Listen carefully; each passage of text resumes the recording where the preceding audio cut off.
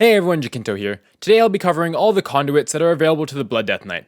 I'll be going over what all the conduits do, pros and cons for each conduit, and which conduits that I feel is best for each slot. Conduits are kind of like gem sockets for your soulbind tree, and they usually act to improve or add additional effects to abilities. There's three types of conduits available to us. The first type of conduit is our endurance conduits, which act to improve our mitigation abilities.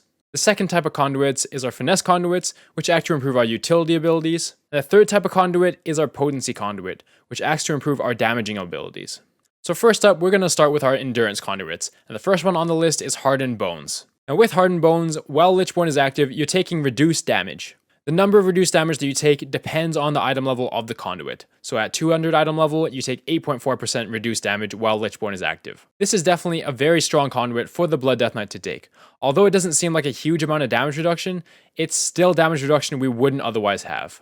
A lot of times we aren't using Lichborn for the fear, sleep, or charm effects, as there's just not a whole lot of that in the Mythic Plus or raids.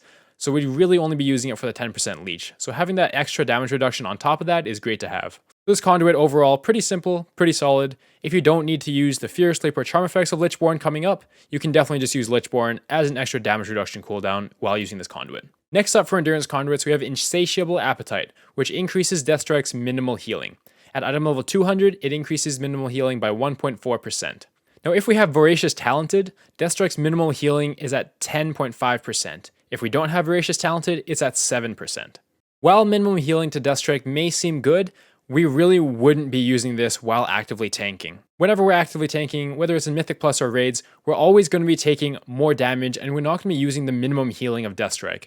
We're going to be activating the other portion of Deathstrike where we're healing 30% of the damage taken in the last 5 seconds, or 25% in the damage taken in the last 5 seconds if you're not running Voracious. Because of this, increasing the minimum healing of Deathstrike really doesn't matter to us and won't do anything for us. So I would advise not to take this conduit as a Blood Death Knight. The third endurance conduit is Reinforced Shell. This conduit increases the radius of your anti-magic zone by 15% and increases the duration that it lasts. The increased duration of this conduit depends on the item level of the conduit. At 200 item level, you get 2.8 seconds more for your anti-magic zone. So baseline anti-magic zone lasts for 10 seconds, so having a 200 item level of this conduit, it would last for almost 13 seconds. And while this doesn't increase the effectiveness of anti-magic zone, it does increase its longevity, so if you're taking a lot of magic damage over those 13 seconds, it can be useful. Having this increased radius can also help players get into the anti-magic zone while staying slightly spread out.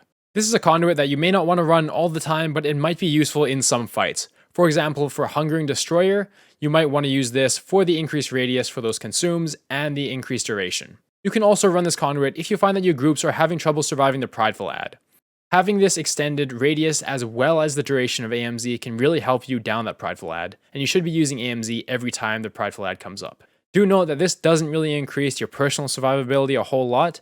I would opt for a different option most times, but it can definitely have its uses. The next conduit up is Blood Bond. When you use Rune Tap, you heal yourself as well as your party members for a certain percentage of health, which depends on the item level of the conduit. At item level 200, it heals yourself and your party members for 2.8% maximum health. Rune Tap has a 25-second cooldown, so at optimal usage, you'll be healing your party members and yourself 2.8% of maximum health every 25 seconds. However, it definitely won't work like that, as you will need to save Rune Tap for your own survivability, as it does give that 20% damage reduction. While it seems like a decent amount of healing to yourself as well as party members, you do have to remember if party members are already at max health, this conduit won't be doing anything and it's just healing wasted. It's also not a huge amount of healing. Over the course of a dungeon, it will add up, but just for on-demand healing, it won't do a whole lot. It probably won't save a wipe.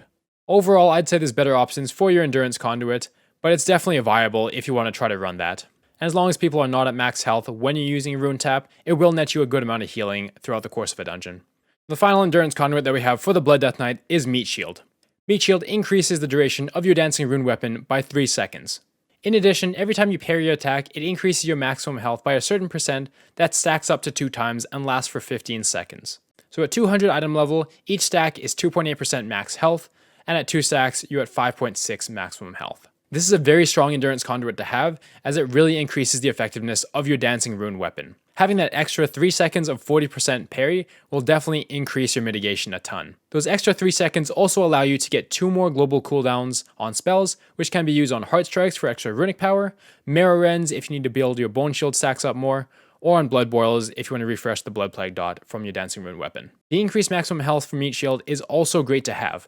The stacks refresh every time that you parry an attack, so if you parry an attack at the end of your Dancing Rune weapon, the stacks will refresh. So you have 5.6% maximum health for 15 seconds after Dancing Rune weapon is finished at 200 item level of this conduit. So with all of the endurance conduits covered for the Blood Death Knight, I like to go over my recommendations. So for me, the top 2 endurance conduits are Meat Shield and Hardened Bones. I would first go for Meat Shield, and then I'd get Hardened Bones second if you do want 2 endurance conduits. For me, Meat Shield and Hardened Bones gives the most amount of mitigation. I feel the other 3 kind of fall off and are pretty niche in their uses. Moving on to our Finesse conduits, the first Finesse conduit that we have is Unending Grip. This conduit makes your Death Grip slow your enemy's movement speed by a certain percent for 3 seconds. At item level 213, it slows your enemy's movement speed by 30%.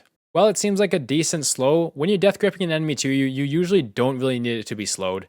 And the slow on this really isn't that powerful. It only lasts 3 seconds as well, which isn't very much. It could be useful in fights when you're trying to get adds away from getting to a certain location. In that case, it could have some use, but even so, I do think it is quite weak, and this conduit does fall off a fair bit. The second Finesse conduit is Chilled Resistance, which decreases the cooldown of your Icebound Fortitude by a certain amount of seconds. At item level 184, it decreases the cooldown by 26 seconds. Now this can be quite a strong conduit to have. Having the decreased cooldown of Icebound Fortitude can allow you to have more Icebound Fortitude casts within the course of a Mythic Plus dungeon or a raid fight. Having this decreased cooldown of Icebound Fortitude may also allow IBF to align with hard-hitting abilities in Raid and Mythic Plus better as well. So with a baseline cooldown at 3 minutes, the conduit will make the cooldown around 2.5 minutes instead. Overall, I'd say this is a pretty strong Finesse conduit. The next Finesse conduit is Fleeting Wind. This advance grants a certain amount of movement speed over the first 3 seconds. At item level 184, the movement speed is 19.5% over the first 3 seconds. And while this is a decent amount of movement speed, it doesn't improve your mitigation at all. It's really just to move a bit faster for the first 3 seconds. And with Death's Advance having a 45-second cooldown, the uptime on the extra movement speed of 3 seconds really is not that high. Although it will allow you to move faster if you need to kite or if you need to get somewhere really quickly, I don't think it's really worth taking this in most cases, as it's just not enough movement speed for a little amount of time. The final Finesse conduit is Spirit Drain. Successful interrupts with Mind Freeze will grant you a certain amount of runic power based on the item level of the conduit. At item level 184, you get 13 runic power per successful interrupt. Now this conduit is very strong in Mythic Plus as it will net you a lot of runic power. As you can see, over the course of this 14 Necrotic Wake, it netted me almost 200 runic power, which is almost 5 additional death strikes, and that's quite a bit. While this conduit is great in Mythic Plus, it does fall off in raids and any boss fight that doesn't have an interrupt. If there's no interrupt in the fight, then this conduit's worthless. So on to my recommendations for the Finesse conduits. For Mythic Plus, I'd recommend Spirit Drain as it's just a lot of extra runic power that you're going to get. It might also be life-saving if you're at 30 runic power and you just need a bit more but you don't have any runes up to grant you any runic power.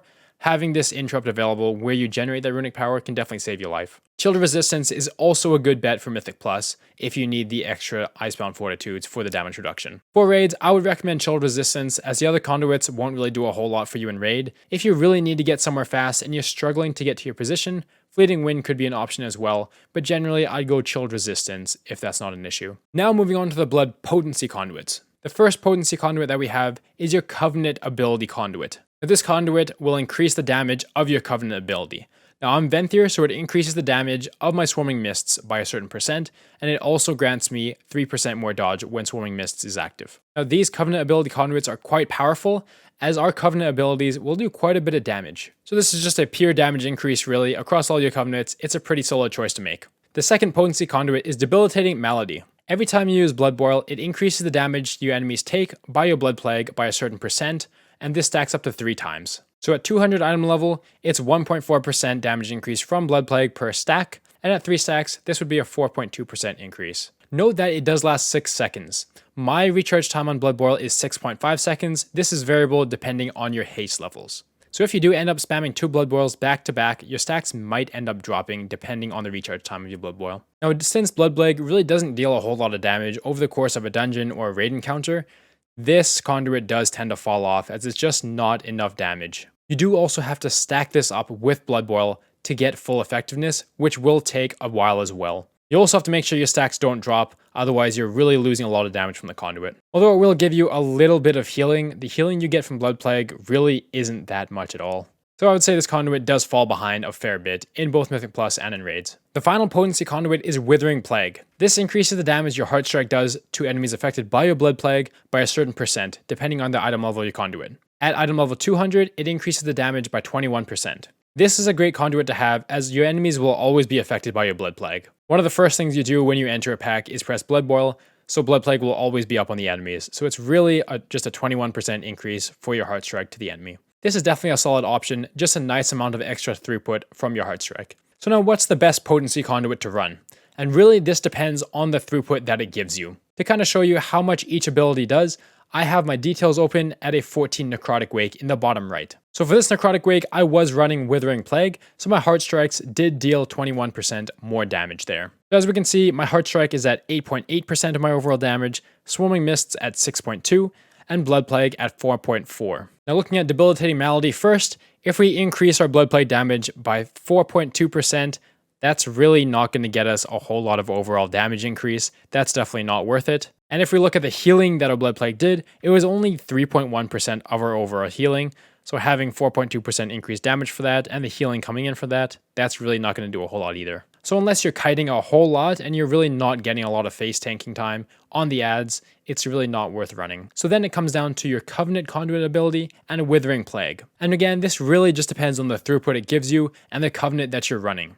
I would definitely recommend going on raid bots and simming both of these conduits to see which one will net you more damage overall. If you're running Venthyr like I am, Impenetrable Gloom and Withering Plague are pretty similar to each other in damage. If you feel like you're not at the level of playing quite efficiently yet with your Heart Strikes, I would definitely suggest you going Impenetrable Gloom, as it's a lot easier to use. You just get that passive damage from when using it, whereas Withering Plague, you do need to maximize the amount of Heart Strikes you're using within the course of a fight or a dungeon in order to get maximum effectiveness of this conduit. Whereas Impenetrable Gloom, you just use your Covenant ability on cooldown. For the other Covenants, again, I would recommend simming it in both a single target and an AoE situation, see what works out better, but in general, the conduit that buffs your class ability is going to be easier to use, and easier to get the most amount of effectiveness out of it. Now, with all the conduits covered, it's important to know which conduit slots that you want in your soulbind tree. So all soulbinds get a maximum amount of 4 conduit slots per soulbind tree. So what kind of combination of endurance, finesse, and potency conduits would you want? If you really want to push damage, you want to get those Warcraft logs parses, you want to do more damage than Mythic Plus, and you don't really need the mitigation yet,